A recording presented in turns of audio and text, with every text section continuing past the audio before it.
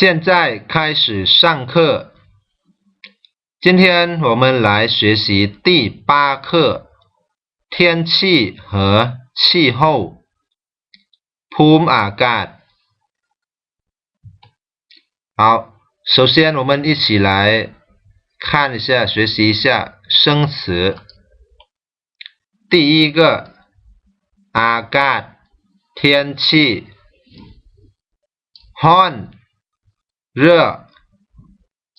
หนาว冷อบอ้าว闷热เย็น凉快อบอุ่นหนวนหัวอุณหภูมิ温度องศา摄氏度好，我们一起来读一遍。อากาศ天气ร้อน热หนาว冷อบอ้าว闷热เย็น凉快อบอุ่นหนวนหัวอุณหภูมิ温度องศา摄氏度下面我们看一下句型มื้อนี้อากาศ天气เป็นแนวใด怎么样如何มื้อนี้อากาศเป็นแนวใด今天天气怎么样มื้อนี้อากาศอบอุ่นหนวนหัวมื้อนี้อากาศอบอุ่น今天天气暖和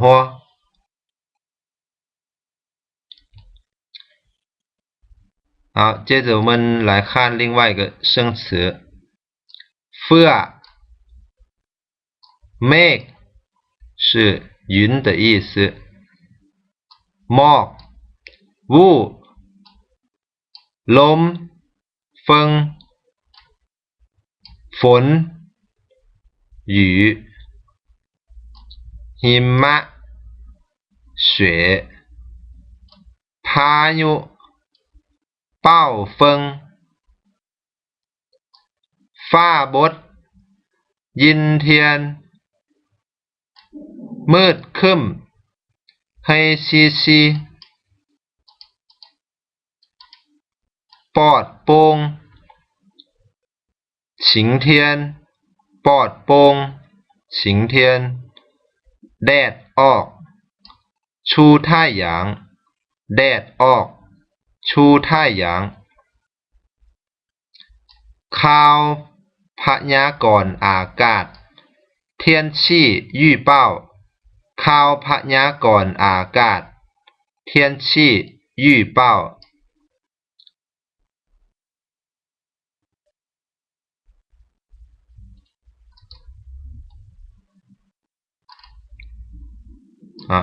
接下来我们来看一下季节在老挝呢只有2个季节就是旱季还有雨季好，我们来学习季节的词语第一个ฤดูแล้ง旱季ฤดูแล้ง旱季ฤดูบานไม้ชุนเทียนฤดูบานไม้ชุนเทียนฤดูใบไม้ปง也是春天ฤดูใบไม้ปง春天ฤดูฝน雨季ฤดูฝน雨季ฤดูร้อน夏天ฤดูร้อน夏天ฤดูหนาว冬天ฤดูหนาว冬天ฤดูใบไม้หล่น秋天ฤดูใบไม้หล่น秋天ฤดู这里就是季节的意思，季节。好，我们来看句子。อยู่ลาว在老挝มี2ฤดู有2个季节คือ是ฤดูแล้งและฤดูฝน旱季和雨季อยู่ลาวมี2ฤดูคือฤดูแล้งและฤดูฝน在老挝有2个季节旱季和雨季接着我们来看一下第一个绘画อากาศอยู่ลาวมื้อนี้เป็นแนวใดอากาศ天气อยู่ลาว在老挝มื้อนี้今天เป็นแนวใด怎么样อากาศอยู่ลาวมื้อนี้เป็นแนวใด今天在老挝天气怎么样มื้อนี้อากาศดีหลาย很好อากาศดีหลาย今天天气很好บ่ร้อนปานใดบ่ร้อนปานใด就是不太热บ่ร้อนปานใดอุณหภูมิประมาณอุณหภูมิประมาณอุณหภูมิ就是温度ประมาณ大概29องศา29度มื้อนี้อากาศดีหลายบ่ร้อนปานใดอุณหภูมิประมาณ29องศา今天天气很好不太热温度大概29度โอ้อุณหภูมิ29องศาบ่ร้อนบ่不热吗อุณหภูมิ29องศา29度不热吗อุณหภูมิ29องศาบ่ร้อนบ่โอ้29度还不热吗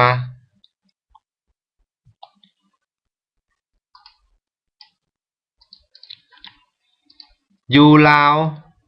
在老挝อุณหภูมิ29องศา29度แม่น是ธรรมดา一般ธรรมดา一般อยู่ลาวอุณหภูมิ29องศาแม่นธรรมดา在老挝29度是一般的บางที有时候อาจสูงถึงอาจสูงถึง也会高达อาจสูงถึง39หา49องศาก็มี也有บางทีอาจสูงถึง39หา49องศาก็มี有时候温度高达39到40度也有โอ้ย天啊ค่อยจะอยู่ได้บ่ค่อยจะอยู่ได้บ่我能不能住在那边啊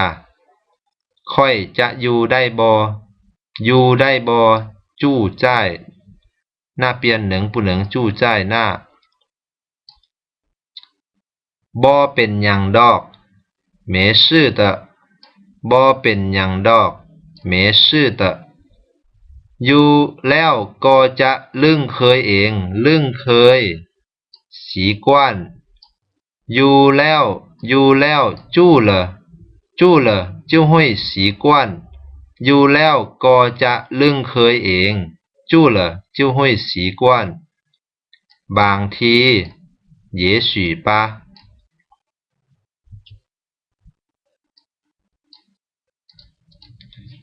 好，我们来看一下第二个绘画。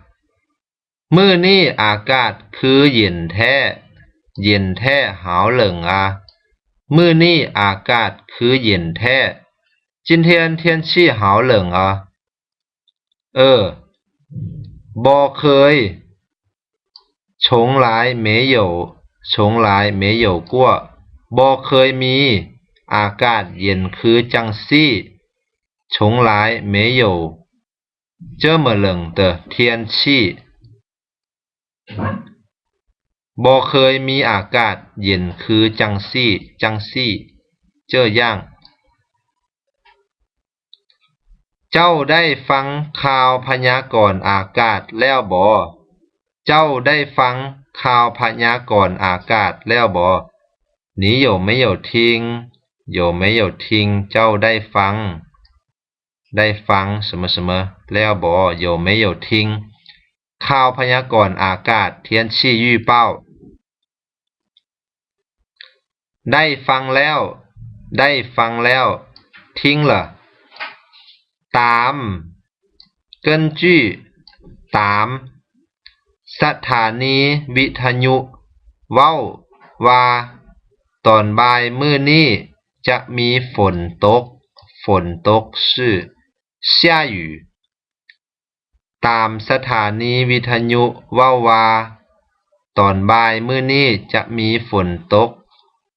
จะมีหุ้ย根据天气预报通知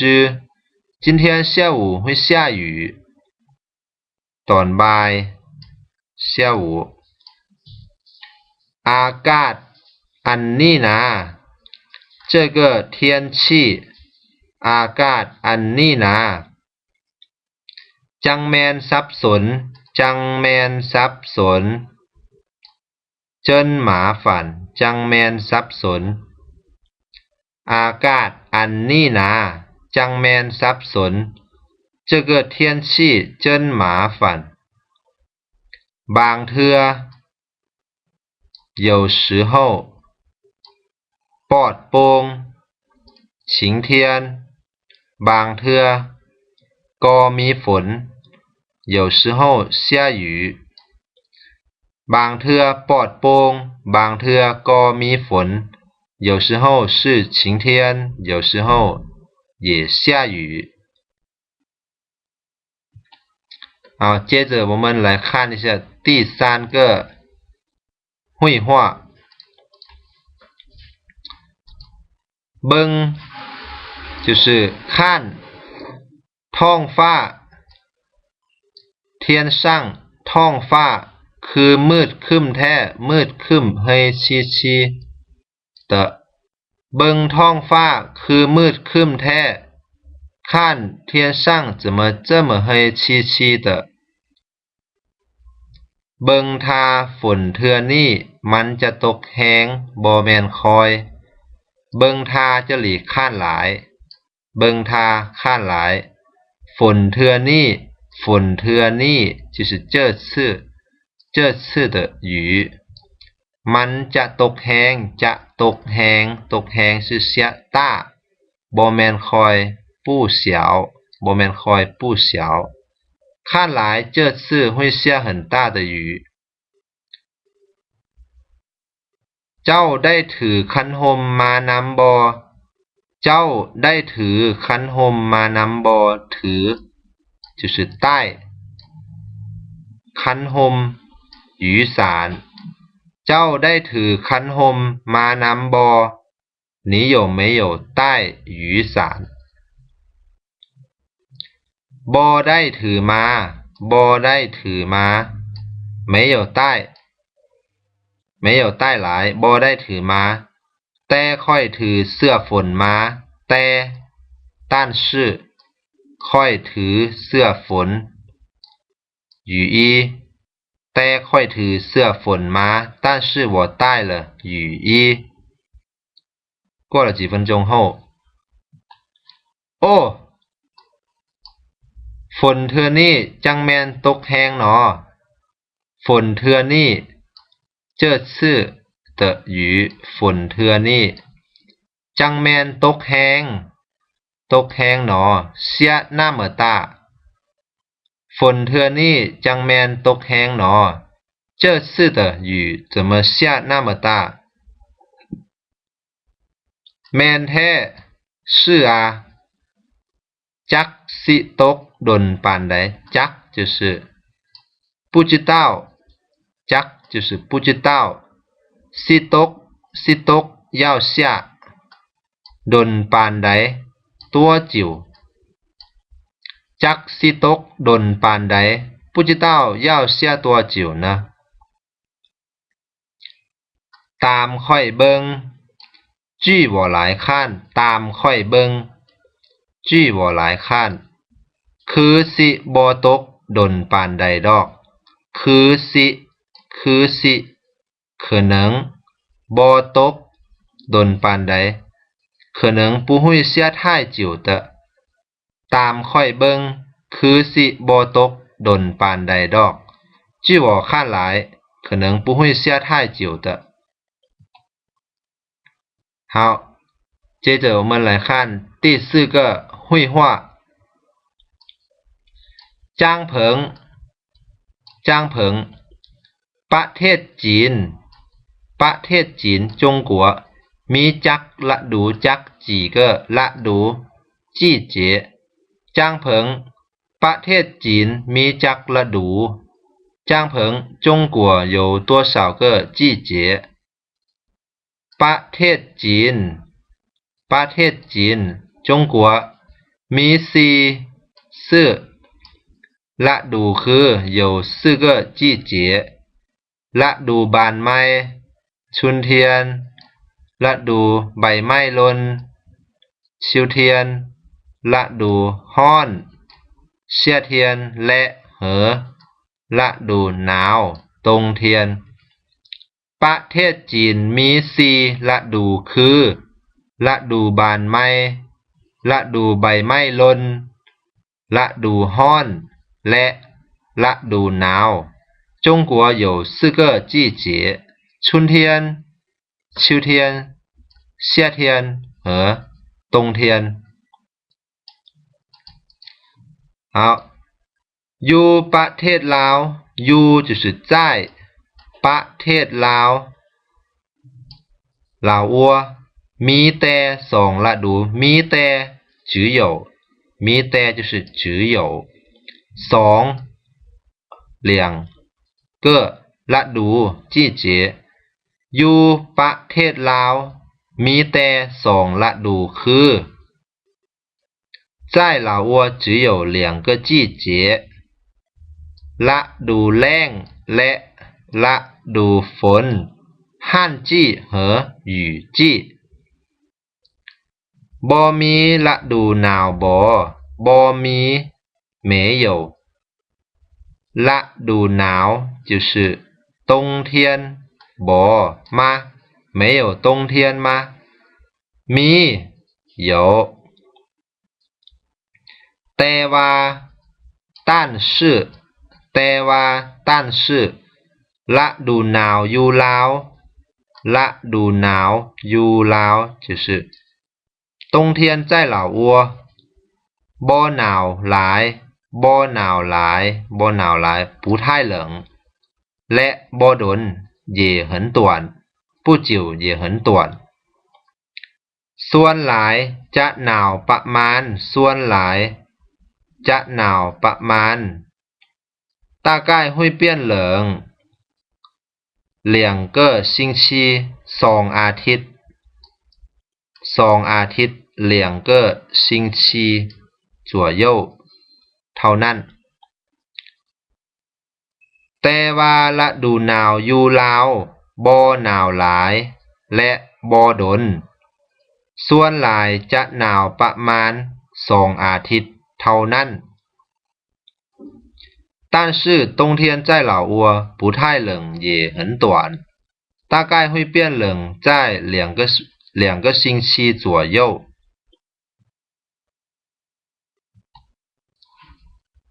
แม่นหวา是吗แม่นแล้ว是的อยู่จีนเด้在中国呢เด้就是呢在问候的时候ฤดูหนาวหนาวหลายบ่ฤดูหนาวหนาวหลายบ่冬天很冷吗อยู่จีนหนาวหลายอยู่จีนหนาวหลาย在中国很冷อยู่ภาคเหนืออยู่ภาคเหนือ就是在北部บางบอน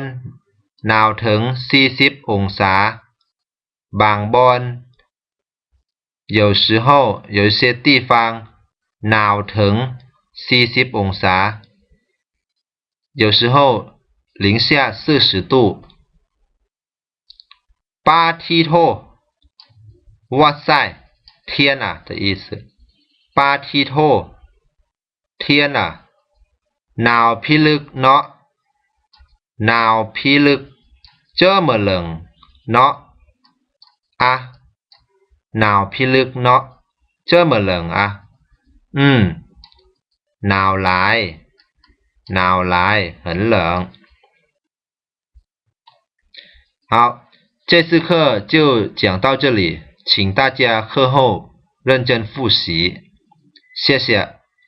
下次课见